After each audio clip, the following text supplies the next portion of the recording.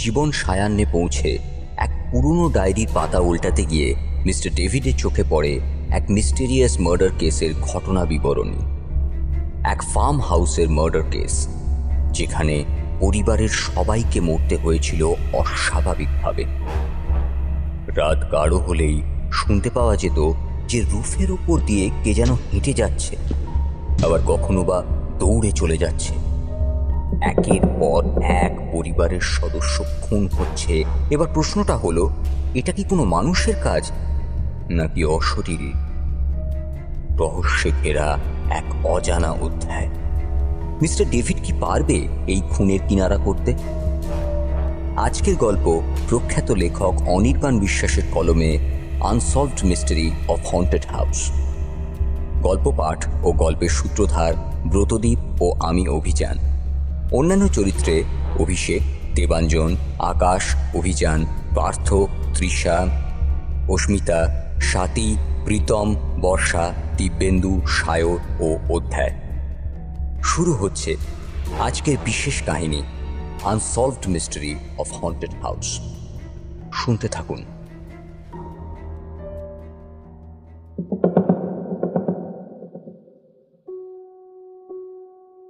বৃদ্ধ বয়সে mister David তার প্রিয় ডায়েরির পাতা উল্টাচ্ছিলেন।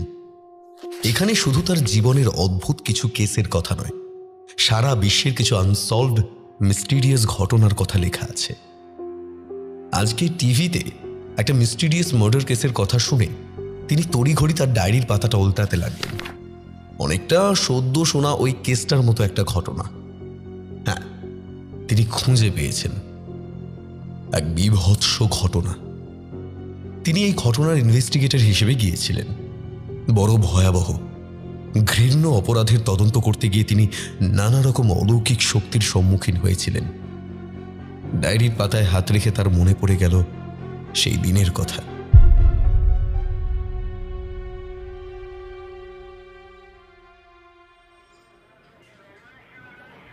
মিস্টার ডেভিড তখন এক জদ্রেল বেপরোয়া এক পুলিশ অফিসার। টেলিভিশনে এক সাক্ষাৎকার চলছিল পুলিশের উচ্চপদস্থ একজন অফিসারের। মিস্টার ডেভিড টিভি চালিয়ে সামনে রাখা ফাইল ঘাঁটছিলেন। হঠাৎই কানে একটা কথা আসতে তিনি মুখ তুলে তাকালেন।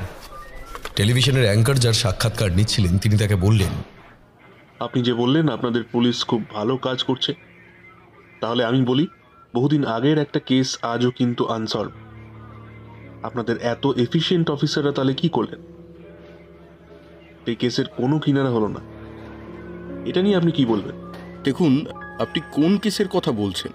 কেন, কান্ট্রি সাইডের ওই যে ফার্ম হাউসের মার্ডার কেসটা, যেখানে ফ্যামিলির সবাইকে মেরে ফেলেছিল, এটার কথাই আমি বলছি। তিনি একটু চুপ করে থেকে বললেন, কেসটা এখনো ওপেনই আছে। আমাদের একজন নতুন অফিসার সেটা দেখছেন। আমি কথা দিচ্ছি খুব তাড়াতাড়ি আমরা এই কেসের ব্যাপারে আপনাদের জানাতে পারবো। অ্যাঙ্কার কিছু বলতেই যাবেন, সেটা তার আর শোনা হলো না। তার আগেই মিস্টার ডেভিডের কাছে এসপির ফোন এসে গেল। তিনি টিভিটার ভলিউমটাকে মিউট করে ফোনটা ধরলেন। মিস্টার ডেভিড বললেন, hello, good morning sir, David Hare, বলুন।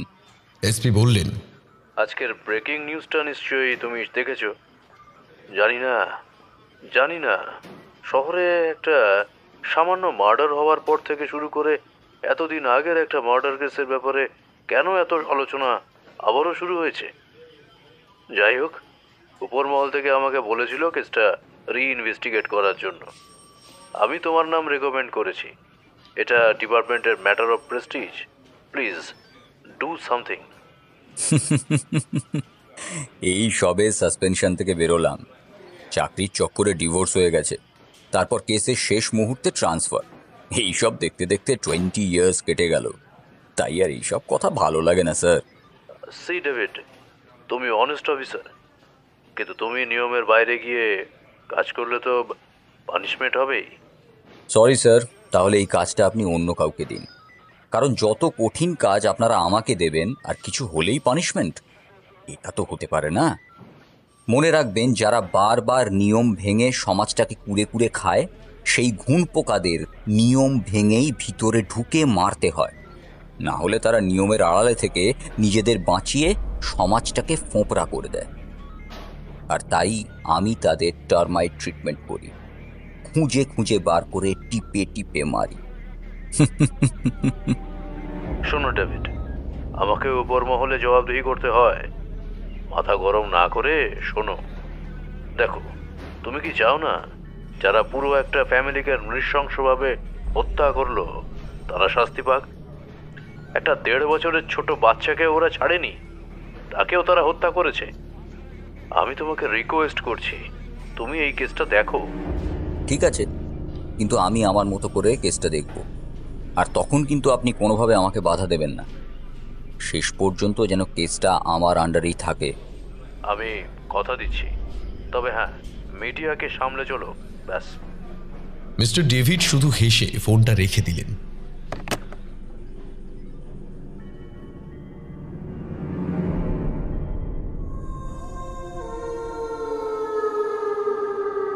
জার্মানের এক ছোট্ট গ্রাম, নিশতি রাত, কনকনে ঠান্ডায় সকলে লেপের তলায় নিশ্চিন্তে ঘুমোচ্ছে।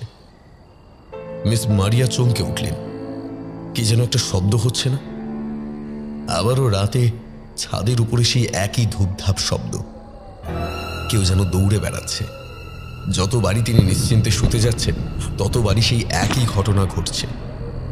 গত 2 মাস ধরে বারবার একই ঘটনা ঘটছে। তিনি ভয় পেয়ে ধরফর করে উঠে বসলেন। এর আগেও ঘটেছে, তবে এরকম ঘটনা নয়। কি করবেন বুঝে উঠতে পারলেন না। ভাবলেন একবার জানলা দিয়ে সাহস করে উঁকি মারবেন। তারপর তিনি ভাবলেন না, সেটা করা উচিত হবে না। যদি চোর ডাকাত হয় তাহলে তো তাকে মেরে ফেলতে পারে। তাহলে কি করবেন তিনি? এই রাত দুপুরে একই উপদ্রব হলো। তিনি শুনলেন ওই আবারও কেউ ছাদের উপর হেঁটে বেড়াচ্ছে। কখনো আসতে, কখনো বা দৌড়ে এসে ছুটে চলে যাচ্ছে। নিঝুম রাতে কাঠের বাড়ির ছাদের কারো পায়ের শব্দ স্পষ্ট বোঝা যায়। ভয় তার হাত পা ঠান্ডা হয়ে আসছিল। তিনি মনে মনে জিসাস ক্রাইস্টকে স্মরণ করলেন। বেড থেকে নামতেও তার খুবই ভয় করছিল। ধীর পায়ে নেমে টেবিলের উপরে রাখা ক্রসটা নিয়ে আবার দৌড়ে বিছানায় উঠে এলেন। তিনি শক্ত করে ক্রসটাকে বুকের মাঝে ধরে মনে মনে বাইবেলের কয়েকটি লাইন বলে ক্রসটাকে মাথায় বুকে খ্রিস্টানদের মতো ঠেকিয়ে চারপাশে ভয় ভয় দেখে নিয়ে শুয়ে পড়লেন। ক্রসটাকে বুকের মাঝে চেপে ধরে চোখ বন্ধ করে ঘুমানোর চেষ্টা করলেন। হঠাৎই জানলায় একটা আওয়াজ হলো। তিনি চমকে উঠে সেদিকে তাকালেন। তার চোখে মুখে ভয়ের ছাপ ছিল স্পষ্ট। তিনি লেপটা সরিয়ে কাঁপা কাঁপা হাতে বালিশের পাশে রাখা টর্চটাকে খুবই সাবধানে খুঁজতে লাগলেন, কারণ ওই একটি তো এখন ভরসা। কিছুদিন হলো একটু রাতের দিকে কারেন্ট মাঝে মধ্যে থাকছে না। কিছুক্ষণ খুঁজে না দেখতে পেয়ে তিনি উত্তেজিত হয়ে মাথার বালিশ দুটোকে তুলে ফেললেন। তারে ওই তো টর্চটা রয়েছে। তাহলে এতক্ষণ তিনি কেন খুঁজে পেলেন না? তিনি একটু অবাক হয়ে সেটা হাতে ধরলেন। তারপর সেই জানলার দিকে তাক করে লাইট জ্বালানোর চেষ্টা করলেন। 1 বার 2 বার 3 বার, শেষে বিরক্ত হয়ে খাটে ছুঁড়ে ফেলে দিল। টর্চটা খাটে 2 বার লাফিয়ে মাটিতে পড়ে গেল এবং তৎক্ষণাৎ সেটা জ্বলে উঠল। টর্চের লাইটটা হঠাৎই তার মুখে এসে পড়ল। সামনে থাকা আয়নার কাছে এভাবে নিজেকে দেখে তিনি শিউরে চিৎকার করে উঠলেন। তবে আয়নায় তার পেছনে কার যেন একটা অবয়ব দেখতে তার কিছুমাত্র ভুল হয়নি।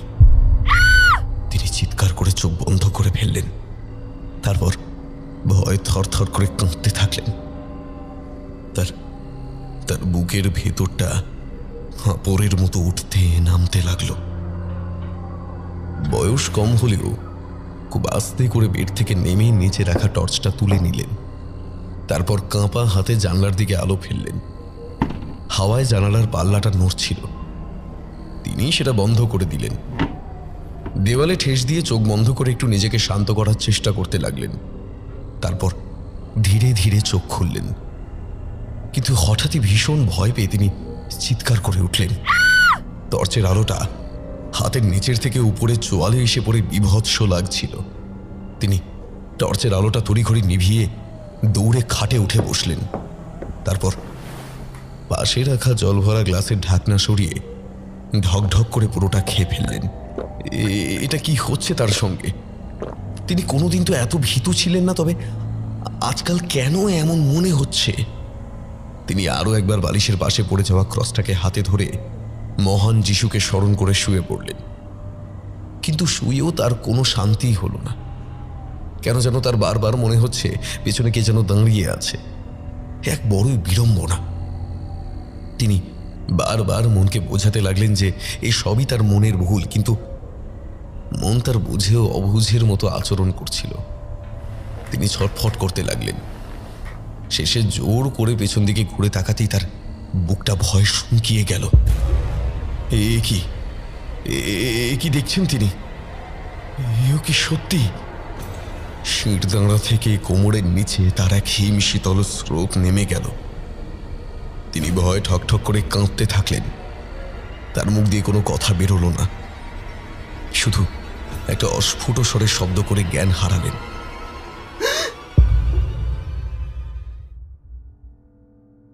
মিস্টার ব্রাউন এই ফার্ম হাউসের মালিক। সময়ের নিরিখে বয়স একটু হলেও কিন্তু বেশ কর্মঠ হওয়ায় এখনো শরীরে বয়সের ছাপ সেরকম পড়েনি। বেশ দোহারা, লম্বা, টান টান চেহারা। এখনো রোজ সকালে, খুব সকালে উঠে ফার্মের কাজ দেখভাল করেন। সমস্ত গবাদি পশুকে খাবার দেওয়া থেকে শুরু করে তাদের জায়গা পরিষ্কার করা, চড়তে নিয়ে যাওয়ার সব কাজই তিনি করেন। মাঝে মধ্যে তার স্ত্রীও এই কাজে তাকে সাহায্য করেন। তিনি বড়ই খিটখিটে মানুষ হওয়ায় গ্রামের কোনো মানুষের সঙ্গে তার সদ্ভাব নেই। সবাই তাকে বেশ এড়িয়েই চলে। মিউনিক শহরে 30-40 কিলোমিটার দূরে একটা ছোট্ট গ্রামের এক প্রান্তে তার একটা ফার্ম হাউস। তাই গ্রামের লোকজনের সঙ্গে খুব একটা দেখা হয় না। এতে তার বেশ ভালোই লাগে। একটু অদ্ভুত খ্যাপাটে ধরনের মানুষ এই মিস্টার ব্রাউন। একমাত্র যারা দুধ আর মাখন কিনতে আসেন তাদের সঙ্গে একটু ভালো ব্যবহার করেন। বিস্তীর্ণ এলাকা জুড়ে তাদের এই ফার্ম হাউস। পিছনের দিকটা জুড়ে ঘন জঙ্গল, তারপর পর্বতমালা বিরাজ করছে। সামনের একটা দিকেও একটু জঙ্গল আছে, যেটা আবার পিছনের জঙ্গলের সঙ্গে যুক্ত। এই শীতের মরশুমে সামনের রাস্তাটা বরফে মোড়া। পিছনের জঙ্গলের গাছপালার তলদেশেও বরফে মোড়া। সামনে দুটো দুতলা বেশ বড়ই বাড়ি। তার বাম দিকে কয়েকটা ঘর নিয়ে একটা ছোট্ট বাড়ি। ডান দিকে ঘোড়া এবং অন্য পশুদের বেশ বড় থাকার জায়গা। তার পাশে সবকিছু আনাজ, সবজি ও অন্যান্য দানাশস্য জড়ো করে রাখার জায়গা। বাড়ির মাথায় চিমনি রয়েছে। 3-4টে ফায়ারপ্লেসের জায়গা পুরো বাড়িতে রয়েছে। তিনি ও তার স্ত্রী মিসেস ব্রাউন ছাড়া এ বাড়িতে তার বিধবা মেয়ে মিসেস এমিলি মুলার ও তার কন্যা এলসা এবং পুত্র জন থাকে। মিসেস এমিলির মেয়ে এলসা একটু দূরে একটা স্কুলে ক্লাস 7-এ পড়ে, আর ছোট ছেলে জনের বয়স 1.5 বছর। ফলে সে বেশিরভাগ সময় বাড়ির বিছানায় থাকে, তবে সে বাড়ির মধ্যেও ঘুরে বেড়ায়। বাড়ির একমাত্র মেইড হল মিস মারিয়া বেকার। এমিলি খুব সুন্দর গান করে। সে প্রায় লোকাল চার্চে যায়। তার সুন্দর গলার জন্য গ্রামের সবাই তাকে খুব ভালোবাসে। চার্চে ফাদার ও অন্য ব্রাদার আর সিস্টাররাও তাকে খুব ভালোবাসে। রবিবার ও শুক্রবার গ্রামের সবাই চার্চে আসে। সেখানে এমিলি গান গায়। আশেপাশে বড় চার্চ আর নেই, তাই এই দিনগুলোতে অনেক দূর থেকেও লোক এখানে আসেন। তাদের সঙ্গে এই গ্রামের মানুষের আলাপ পরিচয় হয়। এলসাও খুবই মিষ্টি একটি মেয়ে। তার মিষ্টি ব্যবহারের জন্য স্কুলের সবাই তাকে খুব ভালোবাসেন। কিন্তু 1 মাস যাবৎ মিস মারিয়া বারবার তাদের রিপোর্ট করছে যে এই বাড়িতে সে কারোর উপস্থিতি অনুভব করছে। সেটা যে বাড়ির বা পরিচিত কোনো মানুষ নয় তা বলাই বাহুল্য। রাতের বেলায় কেউ যেন ছাদের উপর দিয়ে হেঁটে বেড়াচ্ছে। ঘরের নিচে বেসমেন্টেও একই আওয়াজ। দিনের বেলাও কাজের ফাঁকে তার মনে হয় কেউ যেন তার উপর নজর রাখছে। তিনি অবশেষে মিস্টার ব্রাউনকে একদিন বললেন, মালিক, আমি খুব স্কেয়ার্ড। কাল রাতেও আমার মনে হয়েছে রুফের উপর দিয়ে কে যেন হেঁটে যাচ্ছে। সে কখনো হাঁটছে, আবার কখনো দৌড়ে চলে যাচ্ছে। মালিক, আমি খুব ভয় পাচ্ছি। বলতে বলতেই তার মুখটা ভয় সাদা হয়ে এলো। মিস্টার ব্রাউন বেশ তিরিক্ষি মেজাজে চিৎকার করে বললেন, ডিসগাস্টিং! তোমার মতো ইডিয়েট ভিতুর ডিম আমি জার্মানিতে একটাও দেখিনি। আমরাও তো এই বাড়িতে থাকি। কই কখনো তো কিছু দেখিনি। আমরা কি কানে কম শুনি? রাতে ভাম বিড়াল ইঁদুর উপর দিয়ে যেতেই পারে, এটা তো নতুন কিছু নয়। তোমার বাড়ি তো গ্রামে বনের ধারে, সেখানে কত রকম বন্য জন্তুরা থাকে, আর তুমি ভয় পাচ্ছ এই এত আলিশান বাড়িতে থাকতে? মিস মারিয়া আরও কিছু বলতেই যাচ্ছিল, কিন্তু তিনি ঘর থেকে বেরিয়ে গেলেন। বাধ্য হয়েই তিনি মিসেস ব্রাউনকে বললেন, ম্যাম ম্যাম উনি তো কিছু বিশ্বাসই করতে চাইছেন না, আপনি দয়া করে করুন। আমি বলছি এই বাড়িতে কিছু একটা খারাপ আত্মার বাস হয়েছে, সেই চারপাশে এরকম পাগলের মতো ঘুরে বেড়াচ্ছে। তারপর চারিদিকে দেখে নিয়ে একটু ভয়ে ভয়ে গলাটা নামিয়ে বলল, ম্যাম আমার কথা বিশ্বাস করুন, আমি কিন্তু তাকে আমার বেডরুমেও দেখেছি। মিসেস ব্রাউন বললেন, দেখো, আমি তোমার কোনো কথা বিশ্বাস করতে পারছি না। আমরা কিছু তো বুঝতে পারতাম। আমার নাতনি, সেও তো কোনো রিপোর্ট করেনি। সরি, আমার মনে হচ্ছে তোমার কোনো একটা মেন্টাল প্রবলেম হচ্ছে। এই বলে তিনিও চলে গেলেন। মিস মারিয়া একটা দীর্ঘশ্বাস ছেড়ে আবারও নিজের কাজ করতে লাগলেন। হঠাৎই তার মনে হলো ছাদে যাবেন, যদিও এসব বাড়িতে ছাদে যাওয়া একটু কঠিন, কারণ উপরে ছাদের একটা জানালার মতো অংশ দিয়ে বেরিয়ে খুব সাবধানে যেতে হয়, নইলে পড়ে যাওয়ার সম্ভাবনা থাকে। মিস মারিয়া এতটাই ডেসপারেট ছিলেন যে তিনি এইটুকু রিস্ক নিতেও সংকোচ করলেন না। সেই মতো তিনি খুব সাবধানে উপরে উঠে দেখলেন, না, কোথাও কোনো টালির ডিসপ্লেসমেন্ট নেই। যদি কোনো চড়িয়ে আসতো তাহলে এর উপর দিয়ে যাওয়ার সময় টালিগুলো ডিসপ্লেস হয়ে যেত। মালিক বললেন বেড়াল জাতীয় কিছু হবে, তা হতেই পারে, তাহলে টালির ডিসপ্লেসমেন্ট হওয়ার চান্স নেই। কিন্তু তাহলে অত জোরে আওয়াজ হবে কেন? তার নিজের কানের উপরে যথেষ্ট আস্থা আছে। একবার তার মনে হলো, গভীর রাত বলে কি তার মনের মধ্যে ভয়ের সঞ্চার হচ্ছিল? তিনি নিচে নেমে চলে এলেন। সারাদিন বাড়িতে তিনি আর জন, এই দুইজন ছাড়া বেশিরভাগ সময় কেউ থাকে না। মিস্টার ব্রাউন কিছুটা চাষাবাদ ও গবাদি পশুদের দেখভাল করতে ব্যস্ত থাকেন, আর মিসেস ব্রাউনও পশুদের পাওয়া দুধ থেকে বাটার তৈরি ইত্যাদি কাজ নিয়ে পাশের বাড়িতেই বেশিক্ষণ থাকেন। ফলে এই সময় সারা বাড়ির পুরো দায়িত্ব তারই উপর। আজকেও সেই রকমই একটি দিন। তিনি অন্যমনস্কভাবেই কিচেনের দিকে যাচ্ছিলেন। হঠাৎই হ্যাচকা টানে তাকে কে যেন পাশের একটা ঘরে ঢুকিয়ে দিল। তিনি চমকে উঠে নিজেকে সামলানোর আগেই তাকে ধাক্কা মেরে বেড়ে ফেলে দিল। তিনি উপুড় হয়ে পড়লেন, তার জামাকাপড় অবিন্যস্ত হয়ে পড়েছিল। একে কালকে রাতের ওই ঘটনা, তারপর হঠাৎই তাকে এইভাবে কেউ টেনে জোর করে বিছানায় ফেলে দেওয়ায় তিনি যথেষ্ট ঘাবড়ে গেলেন। তার বুকটা ভয় ধুকপুক করছিল।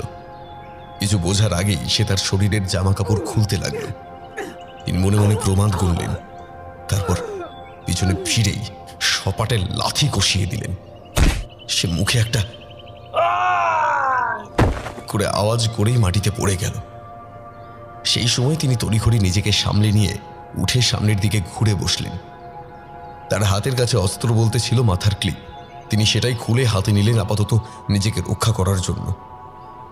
তারপর সামনের দিকে তাকালেন সেই জঘন্য মানুষটাকে দেখার জন্য। কিন্তু এই কি, তিনি চমকে উঠলেন। আরে, ইনি তো তার মালিক। তিনি তড়িঘড়ি উঠে গিয়ে তার মালিককে মাটি থেকে ধরে তুললেন। তারপর একটু সংকোচের সঙ্গে বললেন, আমি বুঝতে পারিনি স্যার, আমাকে ক্ষমা করবেন। মিস্টার ব্রাউন উঠে তাকে জাপটে ধরে চোয়ালের দিকটা চেপে ধরলেন। তারপর তার মুখটা নিজের মুখের একদম কাছে নিয়ে এসে বললেন, তুমি কি আমাকে সত্যি সরি বলতে চাও নাকি?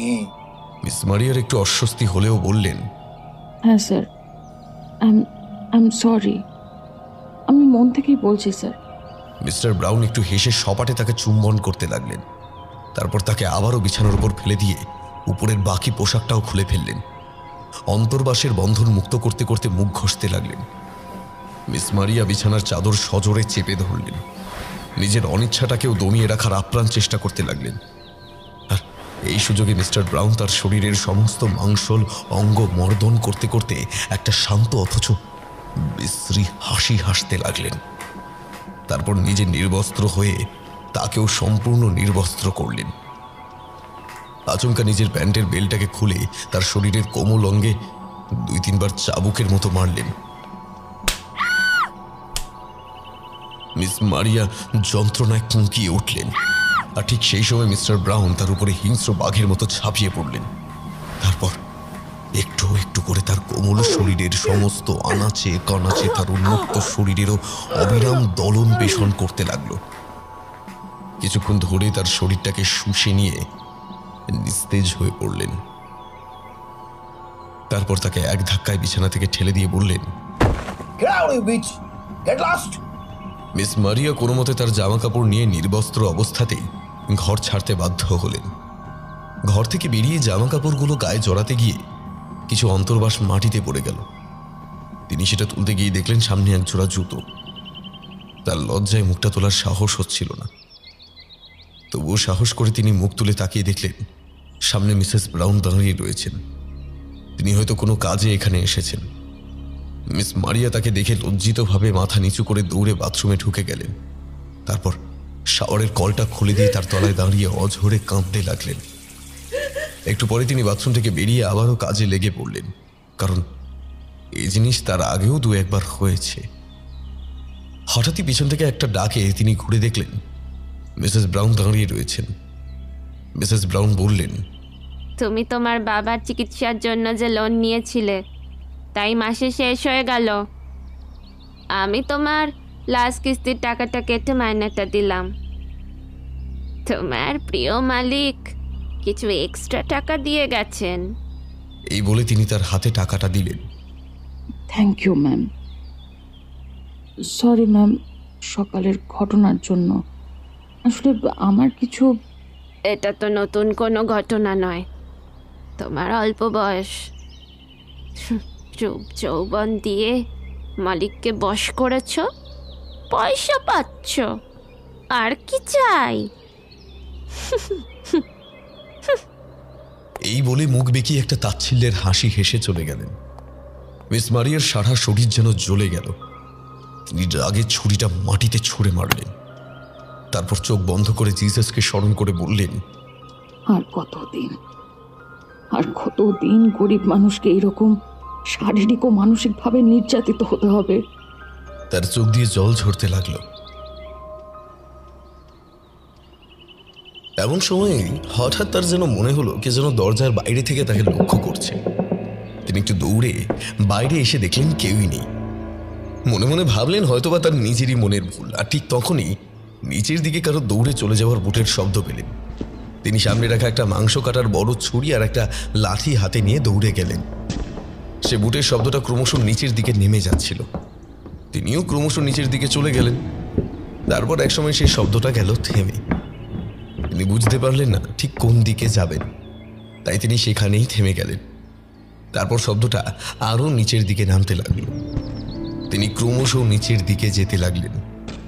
একটা সময় সেই শব্দটা শুনে মনে হলো কেউ যেন দৌড়ে যাচ্ছে। তিনি তাড়াতাড়ি নামতে লাগলেন। সে একটা দরজা খোলার আওয়াজ হলো। তিনি চমকে উঠলেন, আরে এটা তো বেসমেন্ট রুম। এই দরজা খোলার আওয়াজ হলো। তিনি পাশেই রাখা কি বক্সে দেখলেন, আরে এখানে তো চাবি রয়েছে। তাহলে এই বেসমেন্ট রুমের চাবি এই কি বক্সে থাকে, আর নিচে আর কোনো রুমই নেই। চাবি এখানে, অথচ দরজা খুলল কি করে?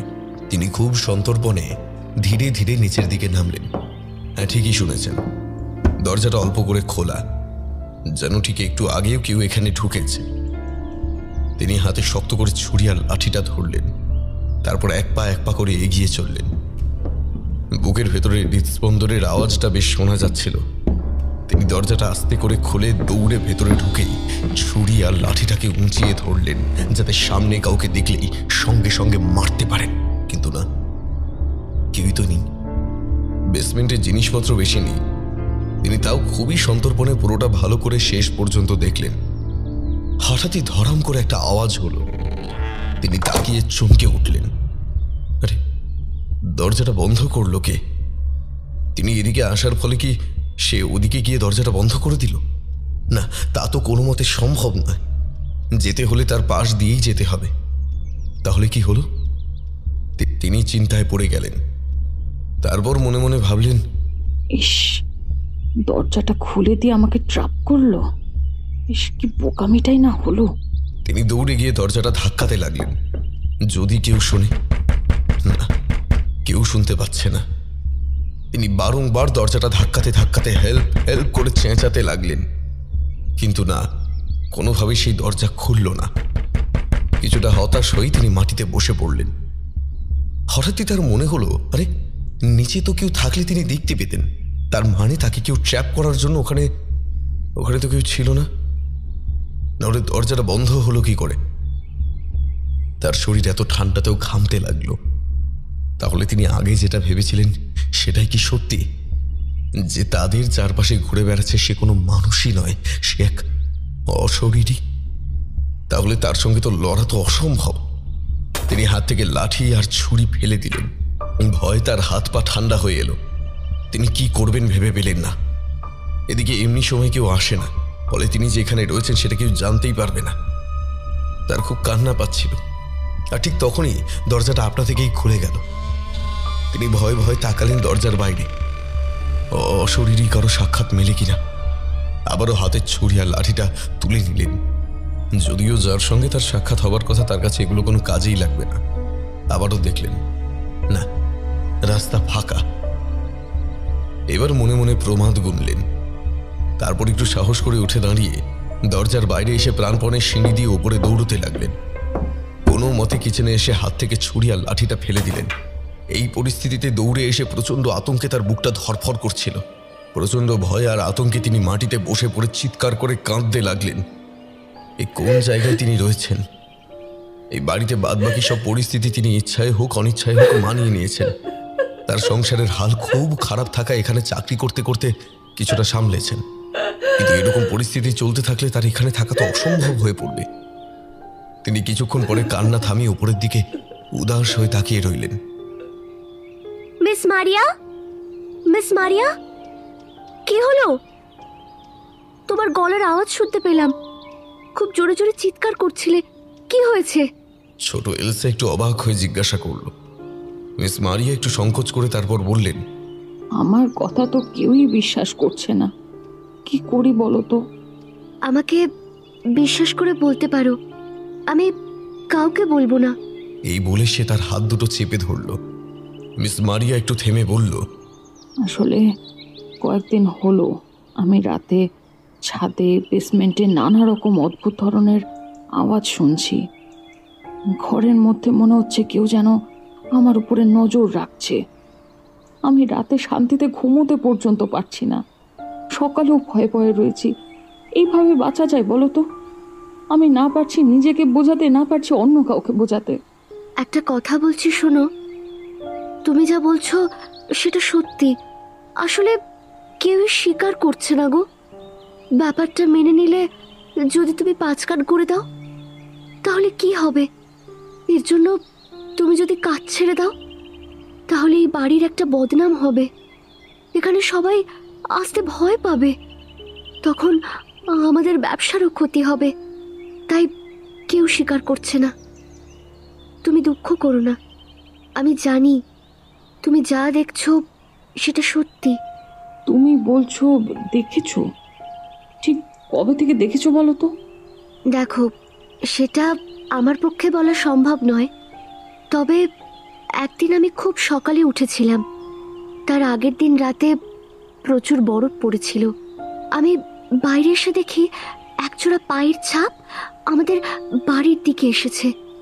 আমি ভাবলাম কেউ এসেছিল, কিন্তু অবাক কাণ্ড। বলে সে একটু থামল। একটা বিশেষ কিছু যেন সে চিন্তা করছিল। মিস মারিয়া একটু অধৈর্য হয়ে জিজ্ঞাসা করলেন, কি? অনেক লোকই তো এখানে বাটার ব্রেড কিনতে আসেন, এতে অবাক হবার তো কিছু নেই। আছে, কারণ একে সেটা খুব ভোরে, আর 2 হলো সেই পায়ের ছাপ আর ফিরে যায়নি। আর তার পায়ের ছাপ ঠিক নর্মাল মানুষের মতো নয়, অস্বাভাবিক রকম বড়। মিস মারিয়া চমকে উঠে বললেন, তার মানে কেউ নিশ্চয়ই এখানে আসে। সে ভেতরে ঢুকতে না পেরে ছাদের উপরে বা ওই মেজানাইন ফ্লোরের জানলা দরজা দিয়ে ভেতরে ঢোকার চেষ্টা করতে থাকে। আরে না, এটা হলে আমি চিন্তা করতাম না। চোর এলো, চিন্তার কিছু কারণ ছিল না। এটা স্বাভাবিক, তার জন্য আলাদা ব্যবস্থা নেওয়া যায়। কিন্তু এখানে অন্য ব্যাপার, কারণ তার পায়ের ছাপ ঘরের মধ্যে পর্যন্ত দেখেছি। সেটা সিঁড়ি দিয়ে উপরে উঠেছিল। ঘরের মেইন ডোরের লক খুলেছিল নিশ্চয়ই। ও মাই গড! না, আমি লক খুলে বাইরে বেরিয়ে এসব দেখে ভেতরে এসে দেখি সেই পায়ের ছাপ উপর পর্যন্ত উঠে গেছে। কার কার ঘর পর্যন্ত দেখলে? সবারই ঘরের সামনে দেখলাম, তবে মাম্মির ঘরের পর্যন্ত ঢুকে গিয়েছিল। মিস মারিয়া চেরির মতো লাল ঠোঁটটা ভয় কাঁপতে থাকলো। তিনি এলসাকে বুকে জড়িয়ে ধরে বললেন, ডোন্ট ওয়ারি মাই ডার্লিং, আমি আজই সব কিছু তোমার মাম্মিকে বলবো। এরকম তো চলতে পারে না। It's very dangerous. এর একটা বিহিত হওয়া দরকার। আমি মাম্মিকে এসব বলেও ছিলাম, কিন্তু আমার কথা শোনেনি। আমি গ্রান্ডমাকেও বলেছিলাম, কিন্তু কেউ আমার কথা শোনেনি। I knew. কিন্তু এসব শুনে তোমার মাম্মির রিয়াকশনটা কি? মানে কি বললো? মাম্মি হেসে বলেছিল, এই ঠান্ডায় এত কষ্ট করে রাতে যে আমাকে নাইট ড্রেসে দেখতে আসতে পারে, I want to have some fun with him. আমার মাম্মি একটা এলসা রাগের চোটে তার মায়ের সঙ্গে খারাপ কিছু একটা বলতেই যাচ্ছিল, কিন্তু মিস মারিয়া তার মুখে হাত রেখে মাথা নেড়ে বললেন, উনি তোমার মাম্মা, ইউ শুড রেসপেক্ট হার। তারপর তাকে জড়িয়ে ধরে বললেন, আমি তোমার প্রবলেমটা বুঝি, কিন্তু তোমার মতোই আমিও তো নিরুপায়।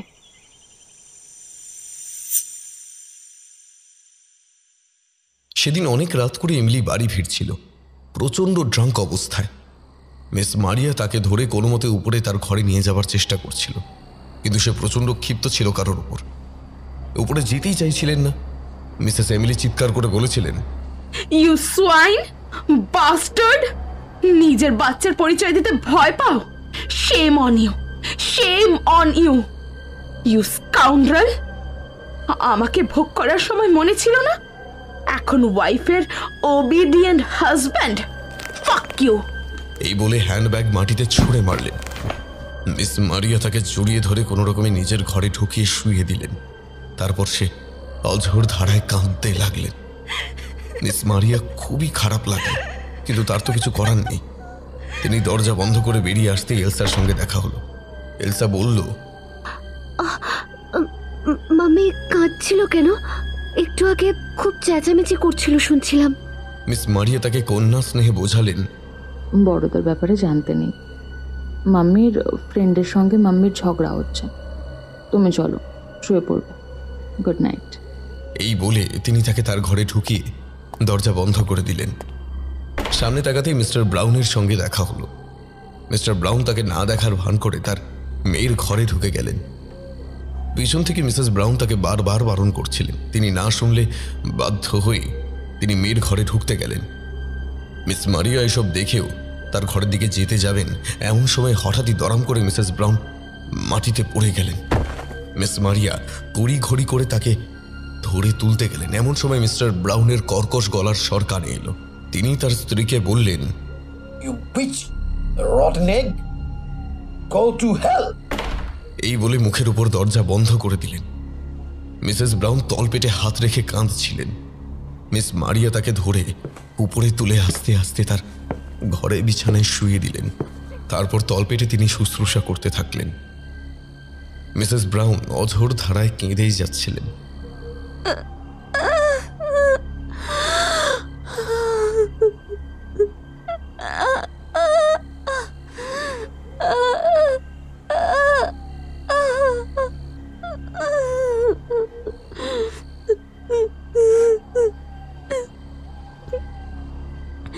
মারিয়া, আমার তল পেটের লাথিটা অতটাও ব্যথা দেয়নি, যতটা আমার মনের ক্ষতর যন্ত্রণায় কষ্ট পাচ্ছি। I don't want to live. I want to die, Maria.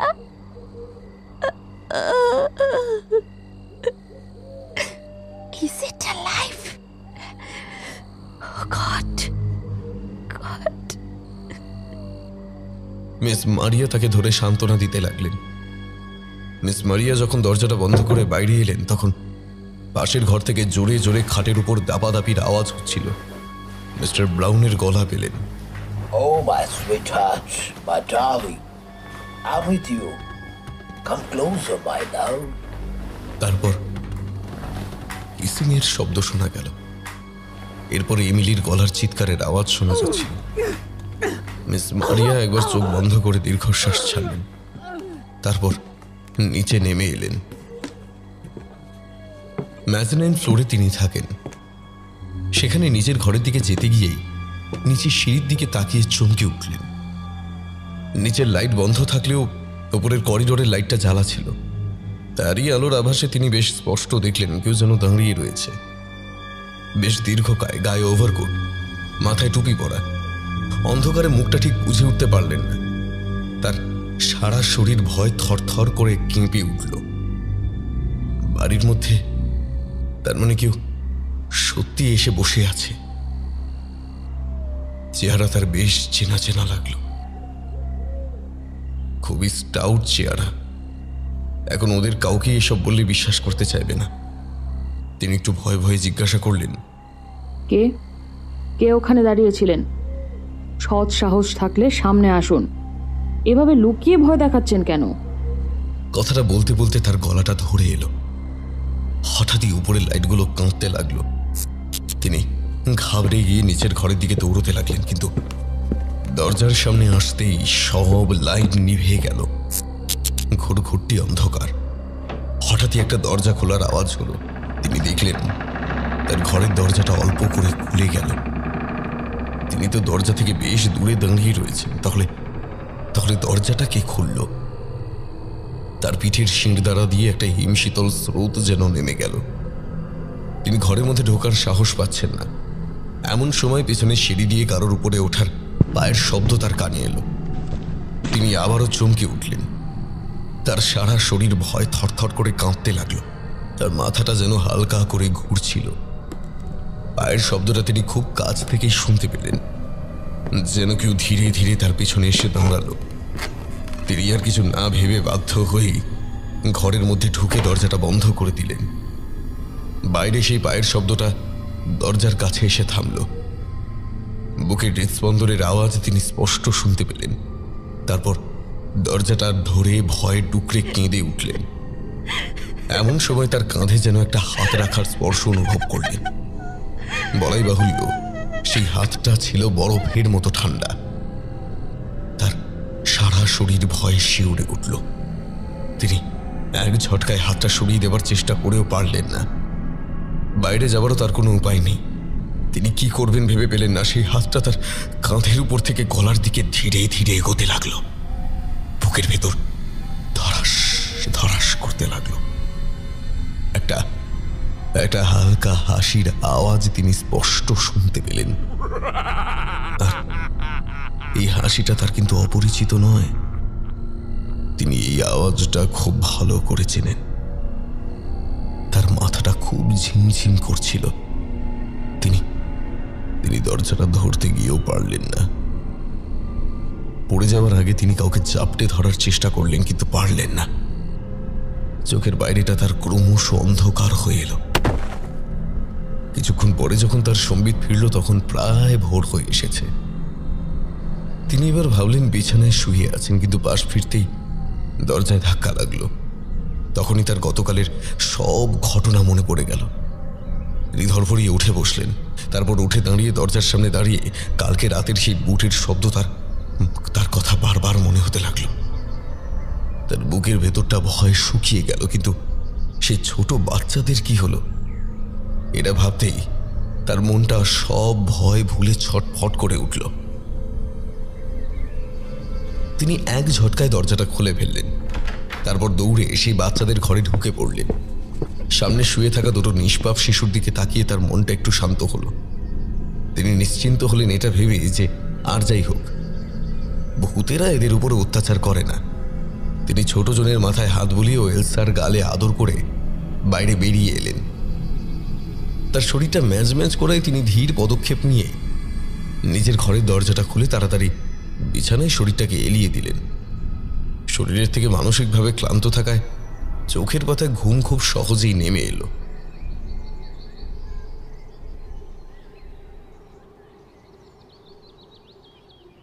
সকালে ঘুম থেকে উঠতে তার একটু দেরি হয়েছে। তিনি তাড়াতাড়ি নিচে নেমে এসে দেখলেন মিসেস ব্রাউন সবাইকে ব্রেকফাস্ট দিচ্ছেন। মিস্টার ব্রাউন একটু ব্যঙ্গার্থক ভাষায় বললেন, ঘুমিয়ে ঘুমিয়ে কি বয়ফ্রেন্ডের স্বপ্ন দেখছিলে নাকি? মিসেস ব্রাউন জনের জন্য দুধ আর কর্নফ্লেক্স বানাচ্ছিলেন। মিস মারিয়া বললেন, কাল রাতে আমি এ বাড়ির মধ্যে কিন্তু একজনকে দেখেছি, আর আমার ঘরের মধ্যেও কেউ ছিল। আমি মিস্টার ব্রাউন তার কথাটা শেষ করতে না দিয়েই বললেন, Hell with you suspicious man. You idiot. ভাবো একরকম আর দেখো একরকম। You're mental sick. তোমার ডক্টরের সাথে কনসাল্ট করা উচিত। তোমার কথা শুনে বাচ্চারাও হ্যালুসিনেট করে ফেলছে। But it's true. আমি তো মিথ্যে কথা কিছু বলছি না, যা দেখেছি তাই বলছি। কাল রাতে আমি ভয়ে অজ্ঞান হয়ে গিয়েছিলাম। আমি You bitch. Stop this nonsense. তুমি কিছুদিনের জন্য রেস্ট নাও। Go to your home. Miss মারিয়ার চোখে জল এসে গেল। তিনি কাঁদতে কাঁদতে বললেন, আমি এতদিন এই বাড়ির নুন খেয়েছি, তাই আমি আপনাদের সবাইকে সাবধান করে দিলাম। আমি চলে যাচ্ছি, আমি আর এখানে কাজ করব না। এই বলে তিনি দৌড়ে নিজের ঘরের দিকে চলে গেলেন। যেতে যেতে মিস্টার ব্রাউনের তিরিক্ষি গলার আওয়াজ শুনতে পেলেন। Go to hell, you bitch.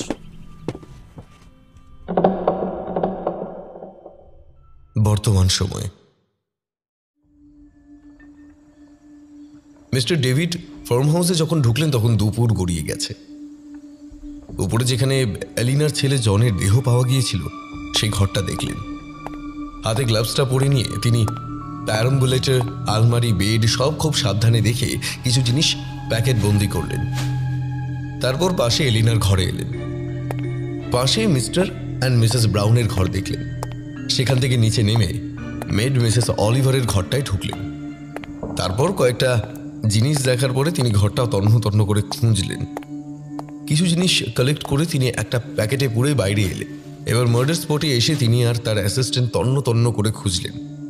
Police officer William mister ডেভিডকে বললেন, এতদিন হয়ে গেছে, এখানে কি আর খুঁজে পাওয়া যাবে বলুন? যেই না মিডিয়া চেপে ধরলো, ব্যাস অমনি একটা তদন্ত কমিটি তৈরি করে ছেড়ে দিল, আর আমাদের বললো যে করেই হোক ক্রিমিনালকে খুঁজে বের করে দাও। মিস্টার ডেভিড হেসে বলল, my friend, famous poet Rabindranath টেগোরের একটা কবিতা আছে, যেখানে দেখিবে ছাই উড়াইয়া দেখো তাই, পাইলেও পাইতে পারো অমূল্য রতন। আর এখানে তো রতনের ছড়াছড়ি। Sir, are you serious? Have you got some evidence? Yes, lots of clues are here, শুধু দেখার চোখ চাই। তারপর একটা সিগারেট জ্বালিয়ে বললেন, আচ্ছা তুমি আরেকবার বলো তো, উনি সব কিছু চোখের সামনে ছবির মতো ভাসতে থাকা যায়। কি স্যার, একই জিএস কতবার শুনবেন? এই নিয়ে 5 টাইমস বলছি। মার্ডার ঠিক কবে হয়েছে জানা যায়নি। পেপারওয়ালা 3 দিন পর পেপার দিতে এসে দেখে আগের পেপারগুলো একইভাবে পড়ে আছে। কেউ কোনো উত্তর পায়নি। বাড়িতে একজন অল্প বয়সী উইডো মহিলা ছিলেন, তিনিও ওই কদিন চার্চে যাননি। বাড়িতে একটি মেয়ে ছিল, সব স্কুলে পড়তো, ক্লাস 7। সেই বাচ্চা মেয়েও কয়েকদিন হলো স্কুলে যায়নি। লোকজনের একটা সন্দেহ হয়েছিল, কিন্তু কয়েকদিনের ওদের বাড়ির চিমনি দিয়ে ধোঁয়া বেরোতে দেখা গিয়েছিল, তাই বেশি কেউ ওদের বাড়িতে যায়নি। এবারে কি করে সবাই জানতে পারলো সেইটা বলো। সেই কাগজওয়ালাই সবাইকে গিয়ে খবরটা দিয়েছিল, আর তাই গ্রামের সবাই মিলে এসে দরজা ভেঙে ঢুকে দেখে মেট মার্গারেটকে মাটির মধ্যে পড়ে থাকতে, আর উপরের জনকেও বেডে ডেড কন্ডিশনেই পাওয়া যায়। কিন্তু বাড়িতে আর কাউকেই তারা খুঁজে পায়নি। গ্রামের লোকজন আর কোথাও খোঁজ করেননি। তবে একজন বাড়ির মধ্যে গিয়েছিল, তাকে পরে ইনভেস্টিগেট করা হয়েছে, পুলিশ এসে পরে পাশের যেখানে তারা শস্য চাল ইত্যাদি স্টোর করত তার একটা ঘরে পচা গন্ধ পেয়ে লাশগুলোকে উদ্ধার করে। লাশগুলো কিরকম অবস্থায় ছিল? অফিসার এবার তার জুনিয়র অফিসারকে ইশারা করাতে তিনি এসে ছবি দেখালেন। অফিসার উইলিয়াম বললেন, দেখুন স্যার, বডিগুলো সব একটার উপর একটা রেখে তার উপর ওদের ওই গবাদি পশুদের খাবার জন্য ঘাস, ছোট ছোট গাছপালা দিয়ে ঢেকে দেয়। পুলিশ এগুলো সরিয়ে লাশগুলোকে উদ্ধার করে। ইস উইলিয়াম, আমি এটা কি করে ভুল করলাম? তুমি তাড়াতাড়ি আমাকে মিস মার্গারেটের রুমটা দেখাও, কুইক। এই বলে তিনি জোরে হেঁটে সেই বাড়ির মধ্যে ঢুকলেন। পিছনে বাকি অফিসাররাও দৌড়ে ঢুকল। উইলিয়াম হাত দিয়ে দেখাতেই তিনি ঘরে ঢুকে তল্লাশি শুরু করতে লাগলেন। খাটের বিছানা তুলে ওয়ার্ডরোব খুলে কিছু জিনিস সংগ্রহ করলেন। সেগুলো সব আলাদা আলাদা প্যাকেটে পুরলেন। তারপর তিনি সব জায়গা মতো এই ঘরে অনেক ছবি তুললেন। তারপর ওই বাড়ি থেকে বেরিয়ে এসে আরেকটা সিগারেট ধরিয়ে অফিসার উইলিয়ামকে জিজ্ঞাসা করলেন, আচ্ছা, সেই সময় যারা প্রত্যক্ষদর্শী ছিলেন তাদের ইন্টারোগেট করা হয়েছিল নিশ্চয়ই, সেই ডেটাগুলো দেখাও। অফিসার উইলিয়াম ইশারা করতেই সেই অফিসার এসে একটা মোটা ফাইল তার হাতে দিলেন। তিনি সেটা সিঁড়ির উপরেই বসে পড়লেন। বাকি অফিসারেরা তড়িঘড়ি এসে কিছু বলার আগেই তিনি হাতের ইশারায় সরে যেতে বললেন। তারা সরে গেল। মিস্টার ডেভিড মন দিয়ে ফাইল পড়তে লাগলেন। তার মুখ তুলে উইলিয়ামকে একটা প্যাকেট দিয়ে বললেন, এইগুলো ফরেন্সিকে পাঠাও আর 2টো প্যাকেট আমার গাড়িতে তোলো। সবাই তার কথা মতো কাজ করতে লাগলো। তিনি একটু পরে ফাইলটা পড়া শেষ করে যখন উপরের দিকে তাকালেন তখন সন্ধ্যা হয়ে গেছে। মিস্টার ডেভিড বললেন, একটা মার্ডার হওয়ার পর 3 দিন কেটে গেল, অথচ কেউ বুঝতেও পারলো না। আসলে স্যার, ওই বাড়ির মধ্যে রাতে নাকি আলো দেখা গেছে। অনেকেই চিমনি দিয়ে ধোঁয়া বেরোতেও দেখেছেন। আর সবচেয়ে বড় কথা হলো, ওই যেদিন ওই বডিগুলো পাওয়া গেছে সেদিন কিচেনে অনেক খাবার যেন সদ্য রান্না করা অবস্থায় পাওয়া গেছে। আমার গাড়িতে রাখুন। আপনি যা বলছেন এই সব কথাই ফাইলে লেখা আছে। নতুন কিছু ভাবুন, নতুনভাবে সবকিছু দেখতে শিখুন। দেখুন, এইসব এখানকার লোকেরা বলেছে। আমরা বাইরে থেকে এসে এসব কিভাবে জানবো? আচ্ছা, আপনাদের কিছু জিনিস খটকা লাগছে না? এগুলো কেন আপনাদের সবাইয়ের চোখ এড়িয়ে গেল আমার তো বোধগম্য হচ্ছে না। এইগুলো নিয়ে কেন আগে তদন্ত হলো না? এই যেমন ধরুন, এই যে রাতে এখানে আলো জ্বলতো, এটা এখানকার কজন লোক দেখেছেন? গ্রামের লোকেরা তো তাড়াতাড়ি শুয়ে পড়ে আর সন্ধে হতেই সবাই ঘরে ঢুকে যায়। আবার এদের বাড়িটা গ্রাম থেকে বেশ খানিকটা দূরে, এক প্রান্তে বলা যায়। তাহলে গ্রামের লোকেরা দেখলো কি করে? আর যদি কেউ এখানে এসেই থাকে তাহলে এত রাতে সে এখানে কেন এলো? কারণ এই রাস্তার চারপাশে গভীর জঙ্গল। কি উদ্দেশ্য ছিল তার এখানে আসার? সে কি শুধু এদের দেখতেই এসেছিল? যদি দেখতেই আসে তাহলে সেটা একটু অদ্ভুত লাগছে না? আমি একটা পরিবারকে কেন অবজার্ভ করব? অনেক প্রশ্ন মাথায় ভিড় করে আসছে। তারপর হঠাৎই তিনি অফিসারকে বললেন, চলুন একবার বাড়ির ভিতরে লাইটগুলো জ্বালিয়ে দিন, দেখি যদি কিছু খুঁজে বার করতে পারি। তিনি সদল বলে আরও একবার বাড়ির ভেতরে সরাসরি মিসেস মার্গারেটের ঘরে ঢুকলেন। সেখানে আরো ভালো করে তল্লাশি চালালেন। ওয়ার্ডরোবের গায়ে পা রেখে তিনি ওর মাথায় উঁকি মারলেন। আরে এটা কি? এটা তো কারো চোখে পড়েনি। তিনি হাত বাড়িয়ে সেখান থেকে একটা ডায়েরি পেলেন। সেটা এতদিনে বেশ ধুলো পড়ে গেছে। তিনি সবার দিকে কড়াভাবে তাকিয়ে দেখলেন। সবাই মাথা নামিয়ে নিল। সেটা ধুলো ঝেড়ে প্রথম পাতা উল্টাতেই দেখলেন মারিয়া বেকার এই নামটা লেখা। তিনি আরেকটা পাতা উল্টাতেই দেখলেন আজ থেকে 8 বছর আগের একটা ডেট লেখা, আর তার নিচে অনেক কিছু লেখা আছে। পরের পাতাগুলোয় এরকম অনেক পরপর তারিখ লেখা রয়েছে। তার মানে ইনি ডায়েরি লিখতেন। মিস্টার ডেভিড মনে মনে বেশ খুশি হলেন। তিনি উইলিয়ামকে জিজ্ঞাসা করলেন, আচ্ছা, এই মিস মারিয়াকে ওনার ডায়েরি মেডের ঘরে কেন পাওয়া গেল? সবাই এর ওর মুখ চাওয়াচাওয়ি করতে লাগলো। মিস্টার ডেভিড রেগে গিয়ে বললেন, ডিসগাস্টিং! এইরকম একটা টিম হলে কেউ কোনো কেস কি করে সলভ করবে? এতদিন এই ডেটাটাই কেউ কালেক্ট করেনি। চলো গাড়ি নিয়ে এক্ষুনি চলো, গ্রামে যেতে হবে। আর এখানে চারপাশে কম করে 9-10 জন পুলিশ কনস্টেবল এক্ষুনি পোস্টিং করতে হবে। Move on quick!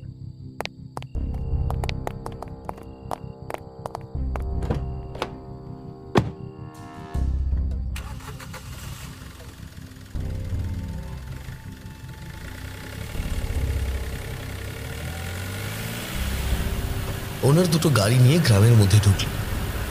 গ্রামে পুলিশের গাড়ি ঢুকতেই তার আওয়াজে বেশ কয়েকজন বাইরে বেরিয়ে এলো। তাদের সবার মুখে বেশ কিছুটা ভয় মিশ্রিত একটা কৌতূহল রয়েছে। মিস্টার ডেভিডের ইশারায় অফিসার তাদের সবাইকে কাছে ডাকলেন।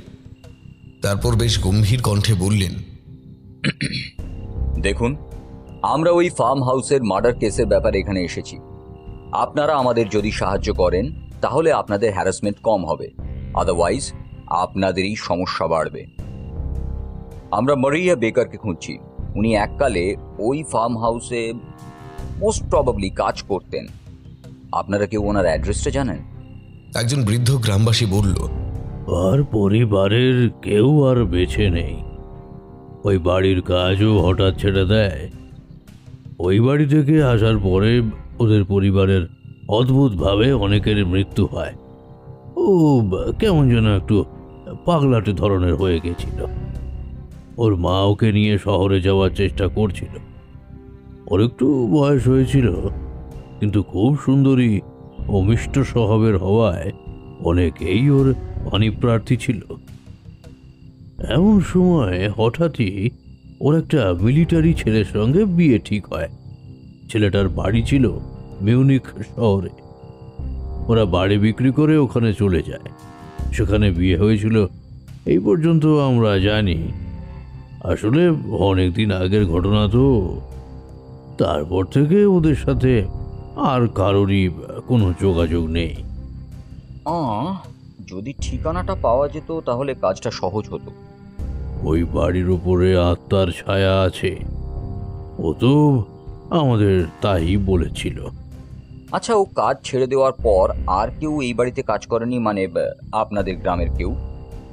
ও কাজ ছেড়ে দেওয়ার পর ওদের বাড়িতে আর কেউ কাজে যেতে চায়নি, কারণ মারিয়ার কাছ থেকে ওই বাড়ির ভুতুড়ে কাজকর্মের ব্যাপারে শুনে সবাই বেশ ভয় পেয়ে যায়। আর তারপর তো বলুন, তারপর কি কি হয়েছিল? ওদের ফার্ম হাউসে অনেকেই কাজ করেছিল, তবে সন্ধ্যার পর আর কেউই সেখানে থাকতো না। আর অন্য গ্রামের যে মেয়েটা সেদিন কাজে গেছিল, তার পরদিনই তো সে মারা গেল। বডিটা কয়েকদিন পরে যদিও পাওয়া যায়, কিন্তু মারিয়ার কথাই তো প্রমাণিত হলো, তাই না? মিস্টার ডেভিড গাড়িতে একটা ঘুষি মেরে বললেন, মারিয়াকে যদি একবার পাওয়া যায়। উইলিয়াম, তুমি এক্ষুনি হেড অফিসে ফোন করো। মারিয়া সম্পর্কে সমস্ত ডেটা আমার চাই, বুঝলে? উইলিয়াম মোবাইলে হেড অফিসে সব জানাল।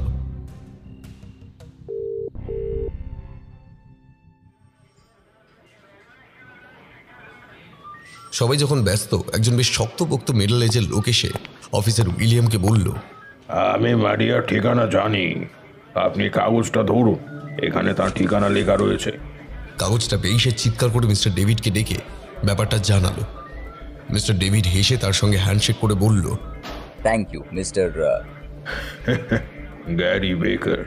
মিস্টার বেকার, আপনার কাছে আমাদের কৃতজ্ঞতা শেষ নেই।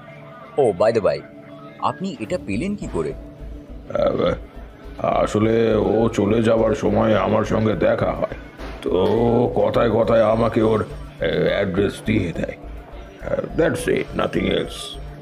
ওকে, thanks once again mister Baker. চলো উইলিয়াম, আজ রাতেই আমরা মিউনিখের উদ্দেশ্যে যাই। এখন বেরোলে কাল ভোরেই আমরা শহরে ঢুকে যাব। So quick. স্যার, কাল সকালে গেলে হতো না? মিস্টার ডেভিডের জ্বলন্ত চোখ দেখে তিনি কথা না বাড়িয়ে সবাইকে গাড়িতে বসে মিউনিখ শহরে যাত্রা করতে বললেন। মিস্টার ডেভিড ড্রাইভারকে গাড়ির ভেতরের লাইটটা জ্বালাতে বললেন। একটা চার্জেবল টর্চ কাম এমার্জেন্সি লাইটটা জেলে তিনি মিস মারিয়ার ডায়েরিটা বহু কষ্টে পড়তে লাগলেন। গাড়ি তীব্র গতিতে মিউনিখ শহর অভিমুখে চলতে লাগলো। একটা আচমকা ব্রেকে গাড়ির জানালার পাশের বাড়িতে মাথাটা ঠুকে যাওয়ায় ঘুমটা বেশ ভালো করেই কেটে গেল মিস্টার ডেভিডের। পাশে বসা ড্রাইভার একটু দুঃখ প্রকাশ করলেও তার যে কিছু করার ছিল না সেটা বুঝতে পেরে তিনি একটু হেসে বললেন, যা হয় তা ভালোর জন্যই হয়, কারণ মনে হচ্ছে আমরা এসে গেছি। একটু খোঁজ করতেই ওরা বাড়িটা খুঁজে পেল। পুলিশ ডাকাডাকি করতেই সেখানে এক বৃদ্ধা বেরিয়ে এলেন। মিস্টার ডেভিড নিজের পরিচয় দেওয়াতে তিনি তাদের বললেন অনেক দিন হলো তারা চলে গেছে, কিন্তু কোথায় গেছেন তিনি জানেন না। মিস্টার ডেভিডের সমস্ত উৎসাহ যেন জলে পড়ে গেল। তিনি গাড়ির বনেটে একটা চাপড় মেরে দুইবার হাত দুটো শূন্যে ছুড়লেন। তিনি খুবই ডিসঅ্যাপয়েন্টেড হয়ে সিগারেট খেতে লাগলেন। বাকি পুলিশেরাও বেশ হতাশ হয়ে পড়ল। মিস্টার ডেভিডের হাতে তখন ওই ডায়েরিটা ধরা ছিল। একটু চিন্তা করেই তিনি বললেন, আচ্ছা, আমি ওনাদের ঘর, মানে যে ঘরে উনি থাকতেন সেই ঘরটা একবার দেখতে চাই, যদি আপনার আপত্তি না থাকে। তিনি একটু অপ্রস্তুতে পড়ে গেলেন। একটু আমতা আমতা করে বললেন, আসলে আমরা নতুন ভাড়াটেকে ওটা ভাড়া দিয়েছি তো, ওনারা যদি কিছু বলেন তাই বলছিলাম আর কি। মিস্টার ডেভিড একটু রুডলি গেটটা খুলে ঘরের মধ্যে ঢুকে পড়লেন। বৃদ্ধা আরো অবাক হয়ে কিছু বলতেই যাচ্ছিলেন, কিন্তু মিস্টার ডেভিড পকেট থেকে পিস্তল বার করে বললেন, সেটা আমরা বুঝে নেব, কোন ঘরটা বলুন। বাকি পুলিশেরা তার এইরকম অপ্রত্যাশিত ব্যবহারে একটু অবাক হয়ে গেল, কিন্তু তিনি পিস্তল বার করায় তারা বুঝলো নিশ্চয়ই সিরিয়াস কিছু একটা ব্যাপার আছে। তারা সঙ্গে সঙ্গে তার সঙ্গে ভেতরে ঢুকলো। বাকিরা পুরো বাড়িটা ঘিরে নিল। বৃদ্ধা এবারে কিছুটা ঘাবড়ে গিয়ে ঘরটা দেখিয়ে দিলেন। মিস্টার ডেভিড দরজায় এক লাথি মেরে ভেতরে ঢুকে পড়লেন। সেখানে তল্লাশি করতেই কয়েকটা ফোন নম্বর লেখা ডায়েরি পেলেন। মিস্টার ডেভিডের মুখে এবারে হাসি ফুটে উঠল। তিনি ডায়েরিগুলো উইলিয়ামকে বললেন গাড়িতে তুলে দিতে। তারপর বাইরে থেকে বৃদ্ধাকে হাত ধরে টেনে এনে চেয়ারে বসালেন। বৃদ্ধা একটু রেগে গিয়ে বললেন, হোয়াটস দিস ননসেন্স? আপনারা এরকম ব্যবহার আমার সঙ্গে করতে পারেন না। মিস্টার ডেভিড এবারে বেশ গম্ভীর মুখে তার সামনে এসে দাঁড়ালেন। তারপর বললেন, শুধুমাত্র আপনার বয়সকে রেসপেক্ট করে আপনাকে চেয়ারে বসে কথা বলার সুযোগ আমরা দিলাম। আদারওয়াইজ পুলিশকে মিসগাইড করার অভিযোগে কি ট্রিটমেন্ট হতে পারে সেটা আপনাকে দেখাতাম। তারপর তিনি তার মুখটা তার সামনে নিয়ে গিয়ে বললেন, মিস মারিয়া কোথায় গেছে বলুন।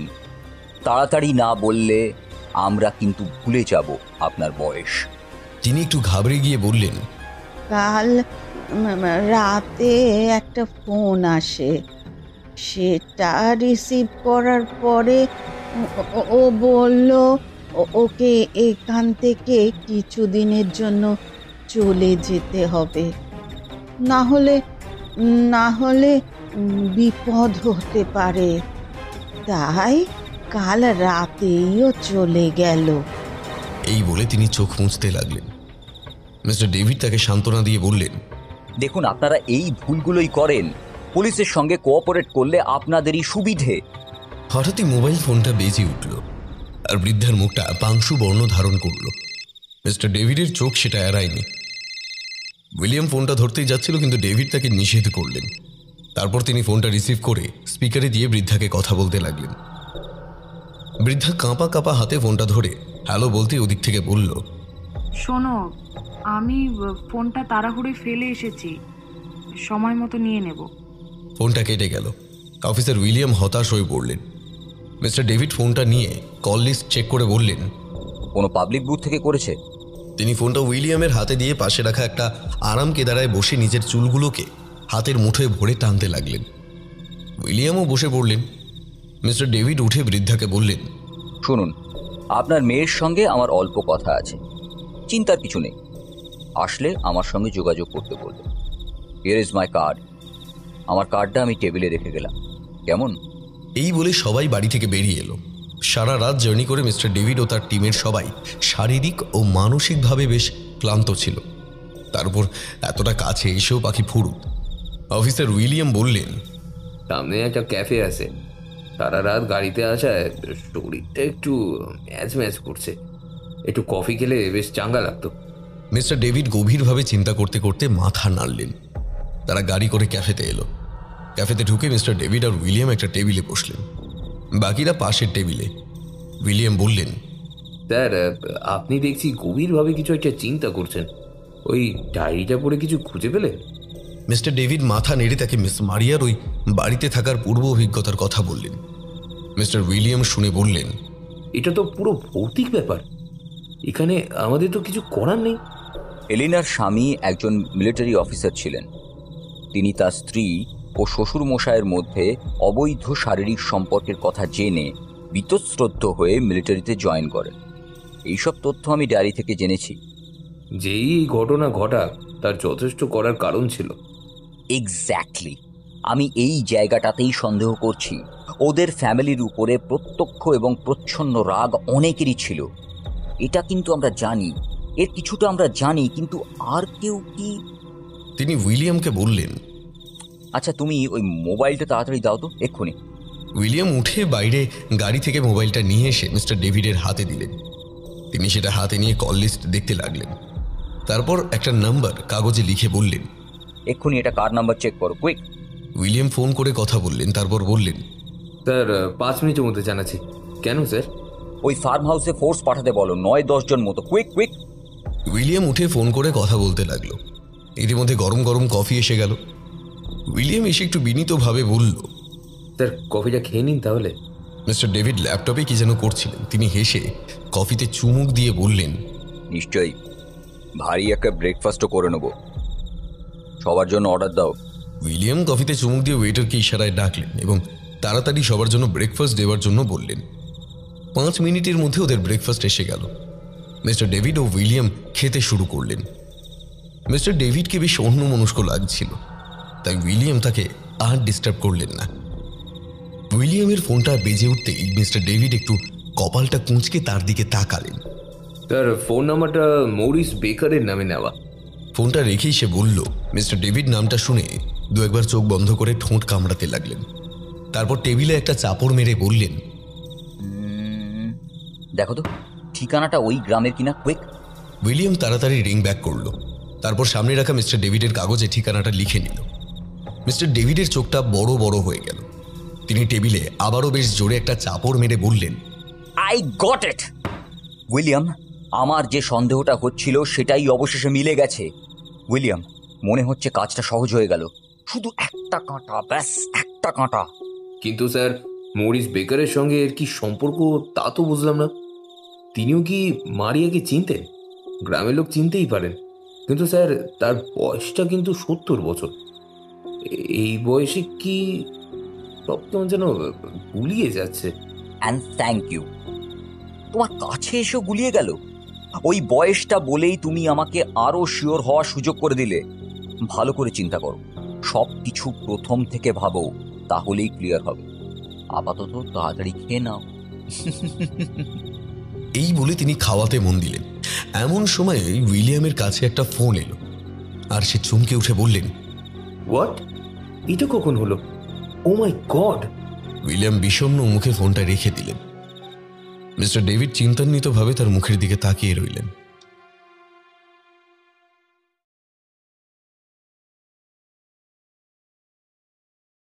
গতকাল রাতে ফার্ম হাউসের ঘটনা। মিস্টার ডেভিড সেই ফার্ম হাউস থেকে বেরিয়ে যাওয়ার কিছুক্ষণ পর্যন্ত সবাই বাইরে পাহারা দিচ্ছিলেন।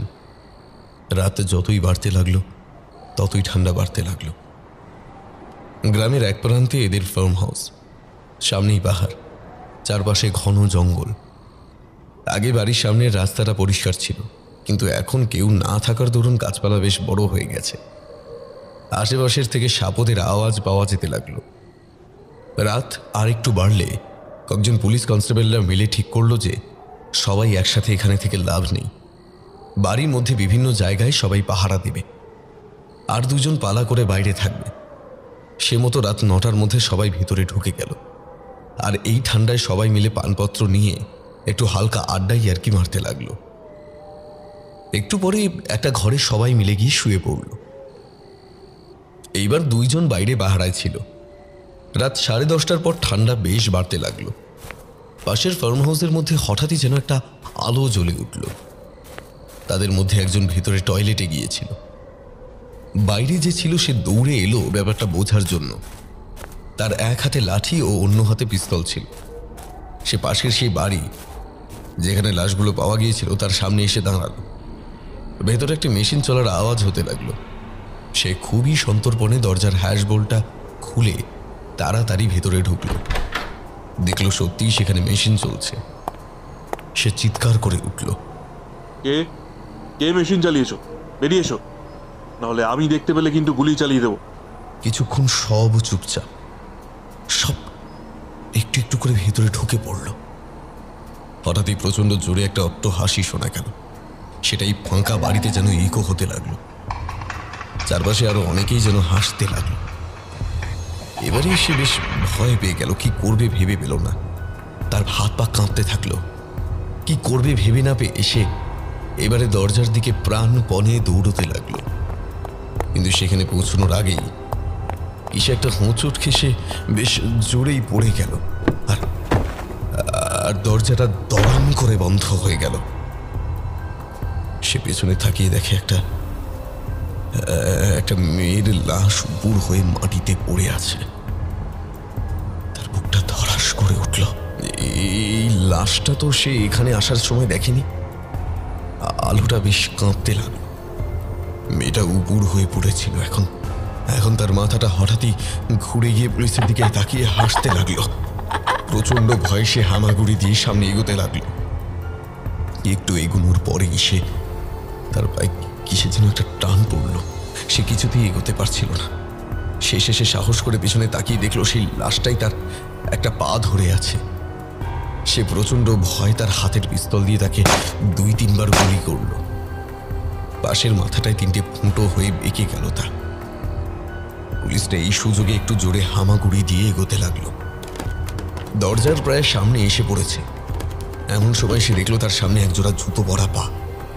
সে মুখটা তুলে তাকাতেই দুটো বলিষ্ঠ হাত তার কলার দুটো ধরে উপরে তুলে আনলো। সে তারা আর একটা হাতে থাকা লাঠিটা তার মাথায় দরাম করে বসিয়ে দিল। আগে থেকে তার মাথাটা পেছন থেকে মেরে খুন করার জন্য ঠ্যাংলানো ছিল। এবারে 2 আধখানা হয়ে মাঝখান থেকে ভাগ হয়ে গেল। সেই লাশটা হেরে গলায় চিৎকার করে বলে উঠল, "You bastard, son of a bitch!" তার গলার আওয়াজে পুলিশের হৃৎপিণ্ডটা কেঁপে উঠল। তার চোখের সামনেটা ক্রমশ ঝাপসা হতে লাগলো। এই সুযোগে লাশটার আগের চোটে তাকে একটা প্রচন্ড জোরে আঘাত করলো। পুলিশটা তীব্র যন্ত্রণায় আর্তনাদ করে উঠল। ওদিকে বাইরে সে দ্বিতীয় পুলিশটা এই আর্তনাদ শুনে এইদিকে দৌড়ে গেল। সে বুঝতে পারল যে তার কলিগ বড় একটা বিপদে পড়েছে। সেই জন্য সে বাইরে এসে এই বাড়িটার দরজা আঘাত করতে লাগলো। 2-1 ধাক্কা মারার পর হঠাৎই দরজাটা গেল খুলে, আর সে তাল সামলাতে না পেরে ভেতরে দড়াম করে পড়ে গেল। আর তার শরীরটাকে ভেতরে জোরে টেনে দরজাটা আবারও বন্ধ হয়ে গেল। কিছুক্ষণ সব চুপচাপ। তার একটু পরেই আবারও একটা তীব্র আর্তনাদ শোনা গেল। এদের দুটি বাড়ির মধ্যে বেশ দূরত্ব ছিল। আসলে কাজের জায়গা আর বসত বাড়ির মধ্যে অনেকেই প্রাইভেসির জন্য গ্যাপ রাখে। বাড়ির ভিতরে যারা শুয়েছিল তাদের মধ্যে কেউ কেউ এই আওয়াজটা শুনতে পেল। তারা ধরফরিয়ে উঠে দরজাটা খোলার চেষ্টা করতে লাগলো, কিন্তু কিছুতেই সেটা আর খুলছিল না। অবশেষে তারা লাথি মারার ফলেও যখন খুলল না, তারা বেশ ঘাবড়ে গেল। কি হলো রে বাবা? তাদের একজন লাইট জ্বালানোর চেষ্টা করেও বিফল হলো। এমন সময় বাইরে একটা বিভৎস হাসির আওয়াজ শোনা গেল। তাদের বুকের মাঝে হৃৎস্পন্দনের আওয়াজ তারা শুনতে পাচ্ছিল। কয়েকজন দরজা লক্ষ্য করে এলো পাথারি গুলি চালাতে লাগলো, কিন্তু কোনো গুলি যেন দরজা ভেদ করল না। গুলিগুলো যেন দরজার কাছে গিয়ে ভ্যানিশ হয়ে গেল। তাদের একজন একটা টর্চ জ্বালানোর চেষ্টা করেও পারল না। সে বারবার চেষ্টা করতে লাগলো, কিন্তু তাও কিছুতেই পারল না। এমন সময় টর্চটা হঠাৎই জ্বলে উঠল, আর তারা দেখল তাদের সামনে 5টা লাশ দাঁড়িয়ে হাসছে। তাদের দেখে পুলিশদের শিরদাঁড়া দিয়ে যেন হিমশীতল স্রোত বয়ে গেল। তারা ভয়ে থরথর করে কাঁপতে লাগলো। সেই লাশগুলো তাদের ঘিরে এবার নাচতে লাগলো। তাদের হাসির আওয়াজে সবার কান যেন ফেটে যাচ্ছে। লাশগুলো মাথাগুলো ঠ্যাংলানো বৃহৎ লাগছিল। কয়েকজন এই দৃশ্য দেখে মাটিতে লুটিয়ে পড়ে বুকে হাত দিয়ে ছটফট করছিল। কি আবার ভয় জানলা খুলে উপর থেকে নিচে ঝাঁপ দিল। এসব দেখে বাকিরা ভয় কাঁপতে লাগলো। তারা পালানোর চেষ্টাও করতে পারল না, কারণ এবারে সেই লাশগুলো তাদের পুরো ঘিরে ফেলেছে। তাদের হাত ক্রমশ লম্বা হয়ে পুলিশ কনস্টেবলদের শরীরগুলোকে ধরে ফেলছে। তারা কিছুতেই তাদের হাত থেকে নিজেদের ছাড়াতে পারছিল না। অসম্ভব তাদের শক্তি।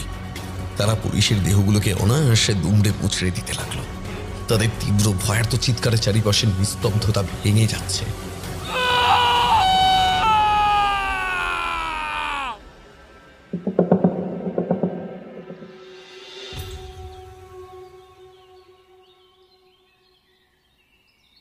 তখন মিউনিক শহরে। অফিসার উইলিয়াম মিস্টার ডেভিডকে গতকাল রাতে সেই হন্টেড ফার্ম হাউসে তাদের কালিগদের নির্মম পরিণতির কথা বললেন। মিস্টার ডেভিড মাথায় হাত দিয়ে বসে বললেন, হোলি ক্র্যাপ! ওরা বাড়ির ভেতর কেন ঢুকতে গেল? উইলিয়াম বললেন, আমরা তাহলে কি করব?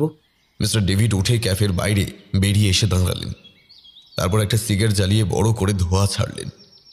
উইলিয়াম এসে পাশে দাঁড়ালো। তার একটা কথা, মারিয়ার স্বামী কিন্তু মিলিটারি ছিলেন, আর এলিনার স্বামীও তাই। এর মধ্যে কি কোনো যোগাযোগ আছে? তার মানে কি ও কোনোভাবে মার্ডার কেসের সঙ্গে যুক্ত? তাই তো, এর জন্যই কি মারিয়া পালালো? মিস্টার ডেভিড লাফিয়ে উঠে বললেন, এক্স্যাক্টলি এই কথাটাই আমি তোমাকে বোঝাতে চাইছিলাম, কিন্তু এখন হাতে সময় নেই, তাড়াতাড়ি চলো। অফিসার উইলিয়াম চমকে উঠে তাড়াতাড়ি ইশারায় তার টিমকে ডাকলেন। তারপর তাকে জিজ্ঞাসা করলেন, কোথায় যাবো স্যার? মারিয়াকে ধরতে। ওই বাড়িতেই চলো, কুইক। উইলিয়াম চমকে উঠে বললেন, কিন্তু তাকে কিছু বললেন না। ওরা সবাই গাড়িতে উঠে ওই বাড়ির দিকে যেতে লাগলো।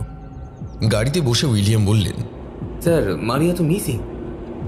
ও কি এখন ওখানে আসবে? আপনি সাসপেক্ট করছেন? No no William, it's not that. প্রথম থেকে বলি শোনো, মরিস নিশ্চয়ই গ্যারির কেউ হবে। মারিয়া আর গ্যারির পদবি দেখেই এটা আমার সন্দেহ হয়েছিল।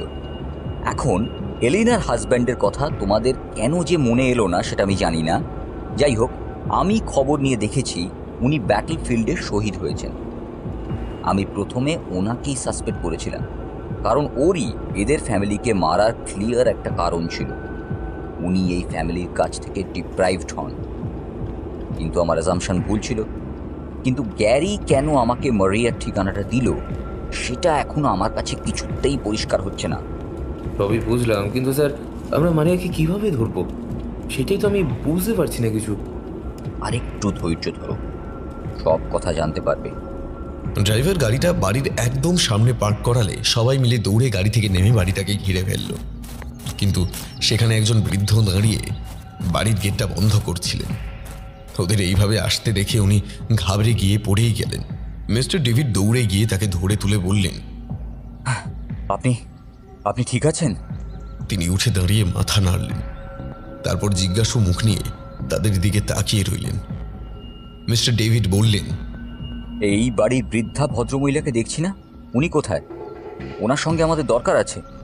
বৃদ্ধ একটু হেসে বললেন, বৃদ্ধা তো কেউ ছিল না, তবে মাঝে বয়সী একটা মেয়ে ছিল।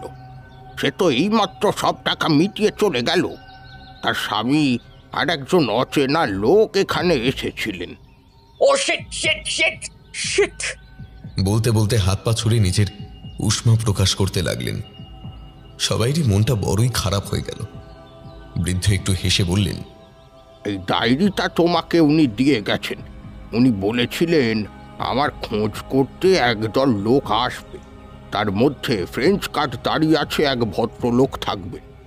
তাকে আপনি মনে করে এই ডায়েরিটা দিয়ে দেবেন। আমার খুব ভুল না হলে তুমি সেই লোক। টেক দিস মাই সন।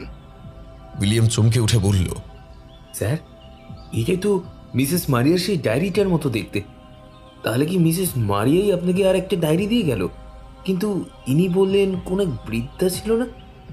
তাহলে আমি এই ডায়েরিটা ওই বৃদ্ধার হাতে দেখেছি, আর তার হাতের চামড়াটা বেশ টান টান ছিল। আর যখন এটা ভাবলাম তখন অনেক দেরি হয়ে গেছে, কাছে পেয়েও তাকে ধরতে পারলাম না।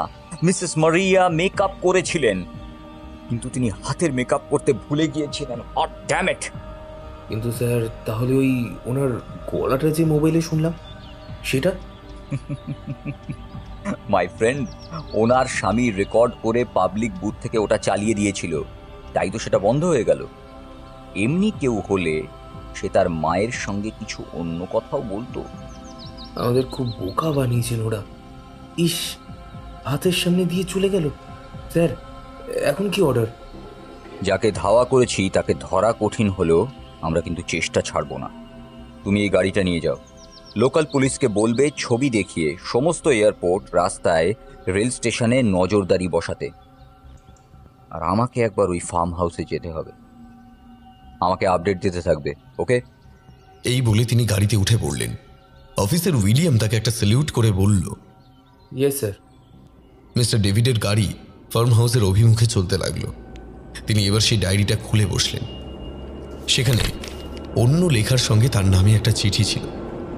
মিসেস মারিয়া তাতে লিখেছেন, ডিয়ার স্যার, আমি জানি একদিন আপনি আমাকে আপনার কাস্টাডিতে হয়তো নিয়েই নেবেন, কিন্তু তার আগে নিশ্চয়ই আপনার মনে অনেক ধোঁয়াশা আছে, সেগুলো আগে দূর করি।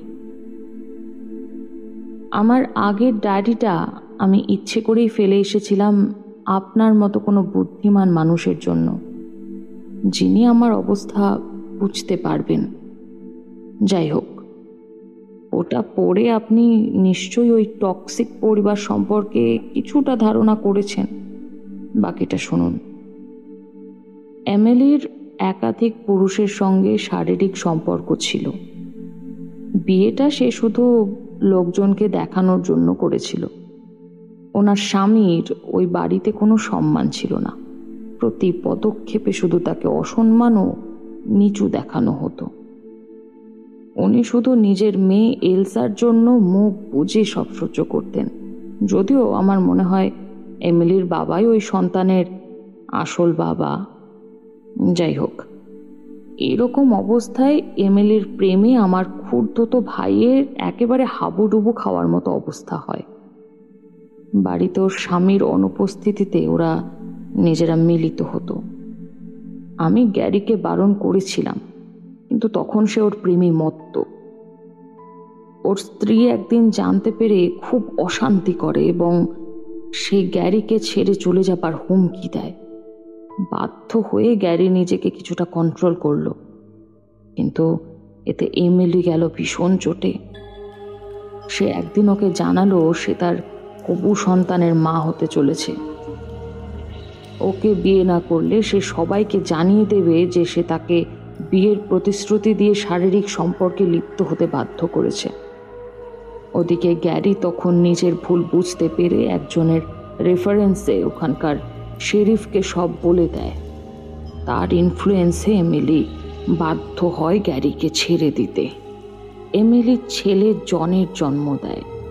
বাড়িতে সবার অলক্ষ্যে গ্যারি মাঝে মাঝে আমার সাহায্যে ওর ছেলেকে দেখতে আসতো, কিন্তু একদিন সে ধরা পড়ে। এমিলি তখন সবাইকে এটা জানিয়ে দেবে এই হুমকি দেয়।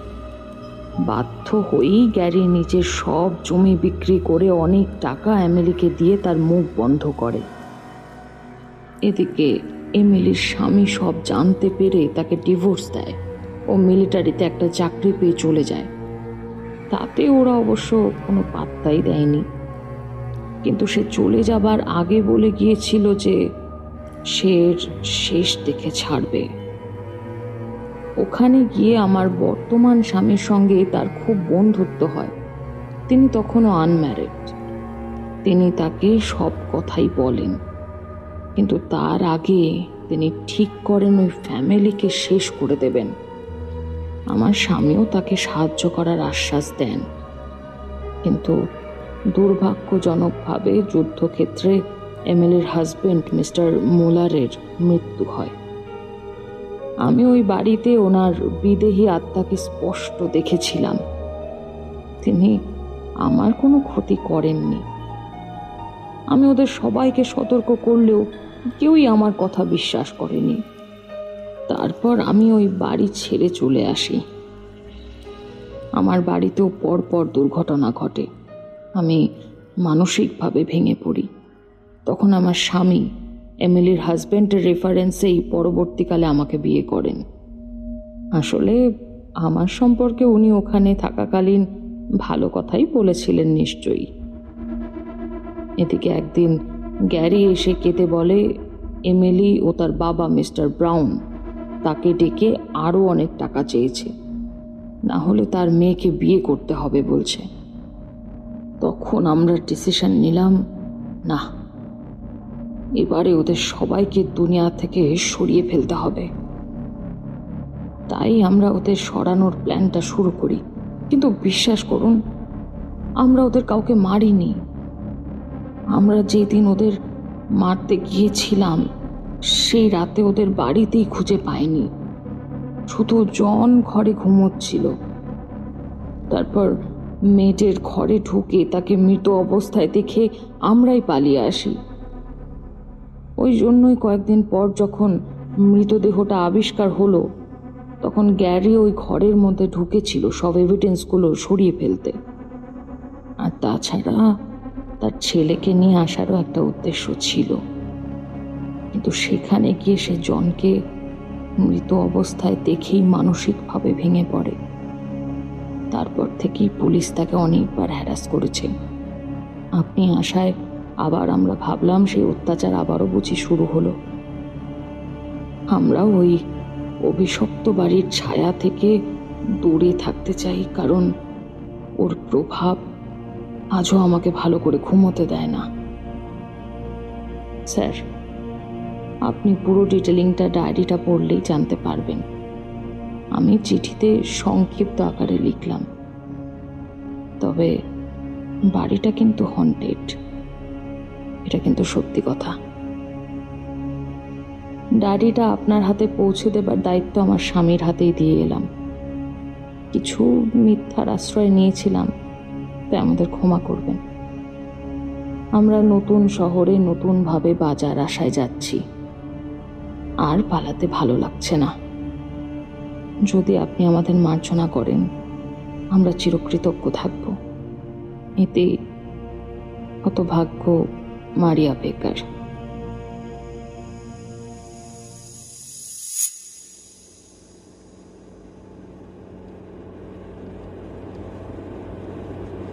মিস্টার ডেভিড গাড়িতে একটা জোরে চাপড় মেরে ড্রাইভারকে বললেন, stop stop the car, stop the car now. সে সঙ্গে সঙ্গে গাড়ি থামালো। মিস্টার ডেভিড মাথা নিচু করে জোরে জোরে শ্বাস নিতে লাগলেন। দুই একবার মুখে shit shit shit shit shit করে বলে ড্যাশবোর্ডে চাপড়ও মারলেন। অন্য একজন অফিসার একটু ভয় ভয়ে বললেন, স্যার, আর ইউ অলরাইট? শরীর খারাপ লাগছে না তো? মিস্টার ডেভিড মাথা নেড়ে গাড়ি থেকে নেমে পড়লেন। অফিসার একটা মিনারেল ওয়াটার বটল তার হাতে দিলেন। তিনি ঢকঢক করে অনেকটা জল খেয়ে ফেললেন। তারপর অফিসার বললেন, স্যার, কি হয়েছে? তার মুখটা দেখে মিস্টার ডেভিড হো হো করে এবার হেসে উঠলেন। তিনি আকাশের দিকে তাকিয়ে বললেন,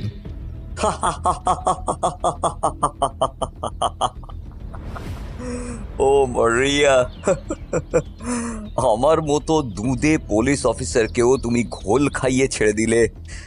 হ্যাটস অফ মারিয়া, হ্যাটস অফ। অফিসার একটু ফ্যাল ফ্যাল করে চেয়ে রইল। তিনি তার কাঁধে একটা হাত রাখলেন। সে একটু সলজ্জ হাসি হাসল। মিস্টার ডেভিড এবারে অফিসার উইলিয়ামকে ফোন করে বললেন, তুমি এখন কোথায় আছো? সে বলল, আমি এখন লোকাল থানায় বসে আছি। এখানকার ওসি একটু কাজে বেরিয়েছেন, এখনই এসে যাবেন স্যার।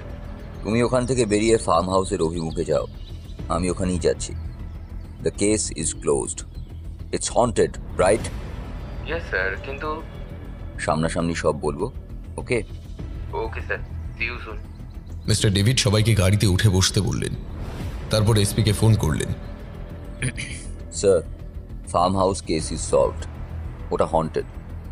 কালকের ঘটনাটা ইনভেস্টিগেট করলেই আপনি বুঝতে পারবেন এখানে জীবিত কেউ ইনভলভ নয়। এসপি হেসে বলল, আমি তোমাকে অনেকদিন ধরেই চিনি, আবারও এইরকম কাজ। ওকে, সবই বুঝেছি, কিন্তু আমি তোমাকে ছাড়ছি না। ভেতর ভেতর তদন্ত শেষ করতে হবে। It's an order. Okay sir, as you wish. এই কথা বলে মিস্টার ডেভিডও একটা অর্থবহ হাসি হাসলেন। ফোনটা কেটে গেল।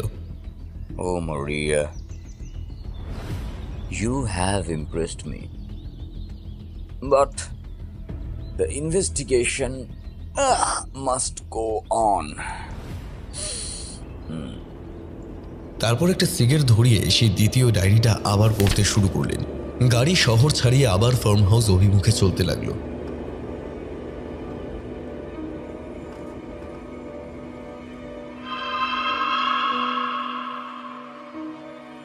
বৃদ্ধ পুরো ঘটনাটা মনে করে একটা দীর্ঘশ্বাস ছাড়লেন। তারপর ডায়েরির শেষ পাতাটায় একবার আক্ষেপের হাত বোলালেন। সেখানে বড় বড় করে লেখা ছিল, haunted house, an unsolved mystery.